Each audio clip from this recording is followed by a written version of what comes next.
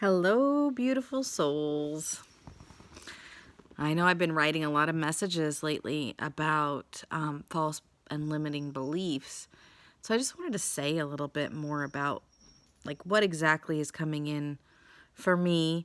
Kind of one of those vulnerable places, which I absolutely don't love being in, but I'm being directed. So here we go. So, over the last couple days, I've been noticing for myself some beliefs popping up, and especially at night time, in dream time. And so, what I mean by that is like I've had a lot of dreams surrounding. So, I'm a high school teacher, right? And so, I have a lot of dreams, reoccurring dreams of like being in a classroom. Supposed to be in a classroom, right? Supervising and teaching, but mainly as a substitute lately. And so I'm supposed to be in a classroom and I'm not there. And, something happens. I'm not there. The kids are unsupervised. And I'm trying to get there and I'm having, I like take a wrong turn or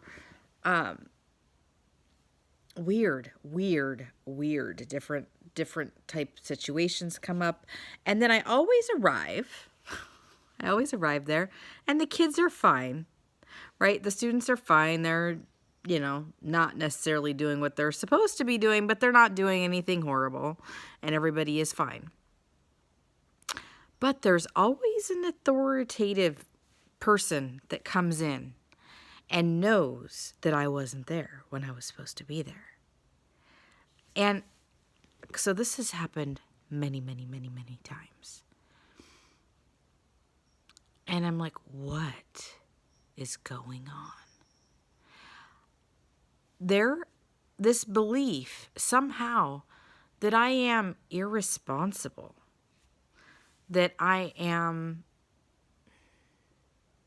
not in integrity as far as, being where I'm going to be, that I'm going to be off doing something else. That's weird. That doesn't really add up with me. And so I'm like, okay, here we go. We have some subconscious, totally erroneous, mistaken beliefs that are coming up. And, that's just one example. I'm trying to remember. There's been a lot of those lately. A lot of those. A lot of teaching dreams. Heck of a lot. Almost every night. And usually, like last night, so I was trying to get there, and for some reason I was driving.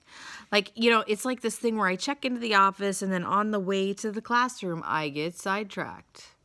And yes, I do have a lot of ADD type, if you want to label it, characteristics where I do get sidetracked, but not on my way to a job, right? So I'm like, that's not true. But then so here I am on my way, and then all of a sudden I'm in a car and I take a wrong turn and it's like a bridge. And it's like a bridge, a flyover bridge that is taking me to the entirely wrong place. And there doesn't appear to be a way back. So that's what I'm going through. That's the kind of stuff that's coming up for me. Plus, I talked a little bit about this loneliness in my daily message today. And it's more, so it's so silly. I'm choosing to be alone right now. I have chosen to be alone, and pushed off relationships for a long time now. But that's because deep inside I felt like that's what I needed to do to help heal some of this really deep, this deep wounding. I need to work on some of it. And I know me, I get into a relationship and I tend to get distracted. And so I'm like, okay, well, I need to focus right now on me. And I believe it 100%. But then part of me is like, wait a minute. Wait a minute. Why do you feel like you need to be alone right now? Is this the other side of the coin of not being worthy enough to be loved and to be in a relationship? To be in a healthy, loving, reciprocal energy exchange relationship. So I'm looking at it right now. That's last night. Dove deep into that. Deep into this feeling that has always been within me that I am an unlovable. Which is so funny. Because my last name is Love. And it's intentional. And I get it. I get the irony in it because that is part of my journey, is to see that I am not only worthy of love, but I am love itself.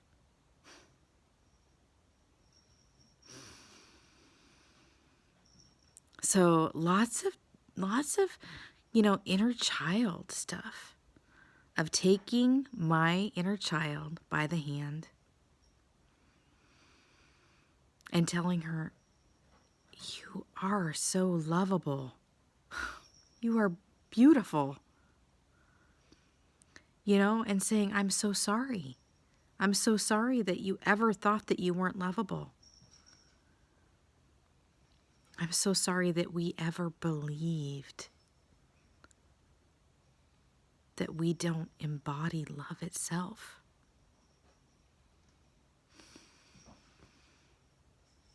And so I even went and got ice cream last night for my inner child. I got it, brought it home, ate dinner, and totally forgot about it. So that's like, that's my ADD. That is how it works for me. I mean to do something, I go and do it, I don't finish it. So that's one of the things that I'm working on, is doing that. But I do have ice cream. I put it in the freezer because I'm responsible like that. That's what I mean. It's so weird to think that somewhere deep inside me, I feel like I'm irresponsible. When, you guys probably don't know me personally, but I've always been very responsible.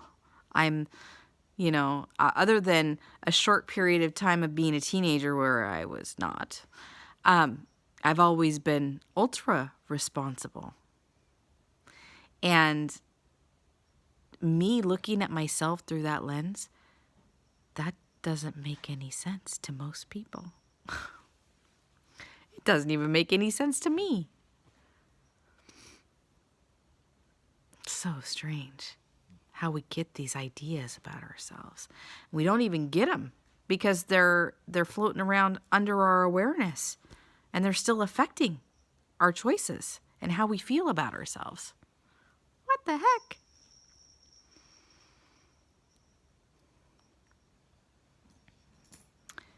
Interesting. So I'm wondering if my ultra responsibleness is in response to my belief that I am irresponsible.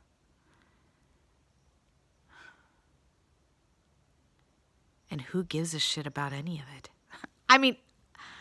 I have kids, but it's almost like it's this trying to prove myself. After, when I was a teenager, I really came unhinged. I went off the deep end. I was lashing out. I was very unhappy. I was grieving deeply. And I was feeling very much the loss and abandonment of being adopted. I mean, all of it was coming in. And so it's funny, looking at it, I can totally give myself grace. I can come at my teenage self with a heart full of compassion. But there's something else there. And that's what I'm talking about. I'm talking about these limiting beliefs that are under our awareness that affect us. And they pop up in these weird ways and like in dream time where I'm like, whoa, this is repetitive. This is not a one-off type dream. And now I'm like, ooh, so what does this mean? What does this mean for my greater, sense of self? And how am I reacting to a subconscious belief that I'm irresponsible? Anyway, I just wanted to share a little bit with you about that and my process. And so I've been writing about it. I've been, like I said, taking my inner child by the hand and doing visualization and just wrapping her up and trying to show her through my love, care, attention, focus now that she is loved. That she is loved and that I am loved.